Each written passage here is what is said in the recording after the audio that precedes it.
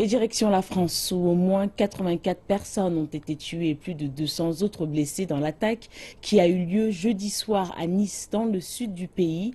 Au volant d'un camion, un homme a foncé sur la foule qui célébrait la fête nationale. L'agence Hamac, liée au groupe État islamique, a revendiqué l'attentat de Nice 36 heures après les faits. Sur cette vidéo amateur, c'est la peur qui domine. Plusieurs centaines de personnes tentent d'éviter le camion fou qui a semé la mort sur la si tranquille promenade des Anglais. C'est à cet endroit que la foule s'était rassemblée pour fêter la prise de la Bastille, symbole de la fête nationale française. Soudain, un camion a pris pour cible les civils. Les réjouissances sont devenues un cauchemar. Nous étions en train de danser et tout d'un coup, tout le monde s'est mis à courir et à crier. Je ne savais pas ce qui se passait, mais j'ai aussi couru. Nous nous sommes précipités dans un bar et sommes restés dans le sous-sol pendant 4 heures.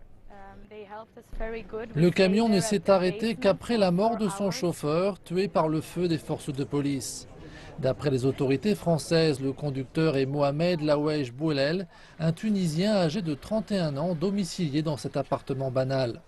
Père de 3 enfants et divorcé, cet homme était connu des services de police pour des menaces et des violences. Il n'a par contre jamais été soupçonné de terrorisme. Pour les responsables français, ces actions sont caractéristiques de la radicalisation islamiste. Puisque je vous le rappelle, si l'attentat d'hier n'a pas à cette heure fait l'objet de revendications, je rappelle cependant que ce type d'action s'inscrit et correspond très exactement aux appels permanents au meurtre de ces organisations terroristes telles qu'elles le prescrivent régulièrement dans les nombreuses revues et vidéos qu'elles diffusent. Des Américains, Russes et des Suisses comptent parmi les victimes. Après s'être rendu vendredi au chevet des survivants, le chef d'État français François Hollande a déclaré que plusieurs dizaines de blessés se trouvaient toujours entre la vie et la mort. La promenade des Anglais reste fermée au public sur 2 kilomètres.